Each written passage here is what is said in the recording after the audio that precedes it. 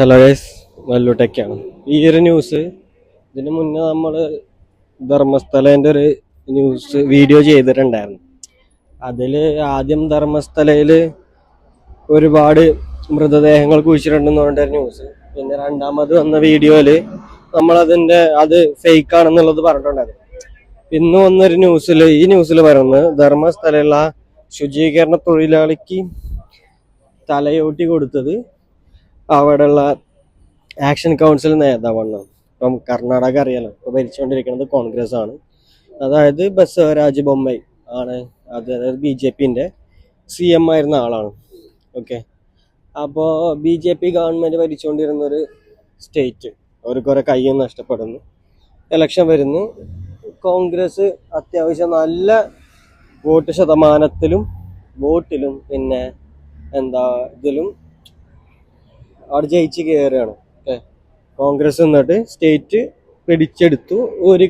കർണാടക പിടിച്ചെടുത്ത്. കർണാടകയിൽ ഭരിച്ചുകൊണ്ടിരിക്കുന്നത് കോൺഗ്രസ് ആണ് ഇപ്പം. ഓക്കെ, അപ്പോൾ BJP അറിയാലോ, എന്ത് തന്തയില്ലായ്മയും ചെയ്തിട്ട് ഏത് ഗവൺമെന്റിന് എങ്ങനെയും താഴെ ഇറക്കാമെന്നും എങ്ങനെ ഭരണം പിടിക്കാമെന്ന് നോക്കിക്കൊണ്ടിരിക്കുന്ന ആൾക്കാരാണ് BJP. അപ്പം ഞാൻ മനസ്സിലാക്കിയിടത്തോളം ഇതൊരു ഒരു പൊളിറ്റിക്കൽ അജണ്ടേന്റെ ഭാഗമാണ്.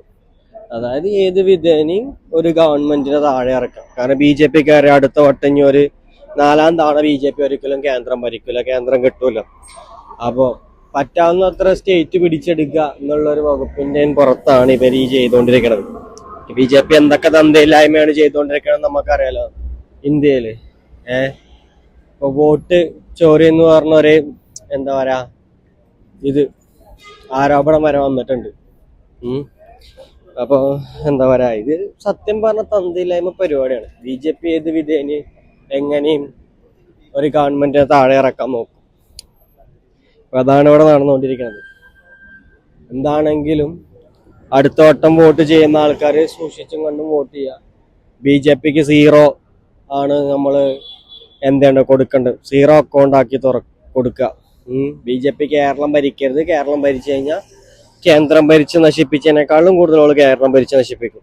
ഓക്കെ, അപ്പൊ എനിക്ക് നിങ്ങൾ എന്താ അഭിപ്രായം എന്താ വെച്ചാൽ കമന്റ് ആയിട്ട് രേഖപ്പെടുത്തുക.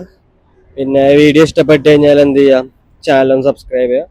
പുതിയൊരു വീഡിയോ ആയിട്ട് നാളെ കാണാം.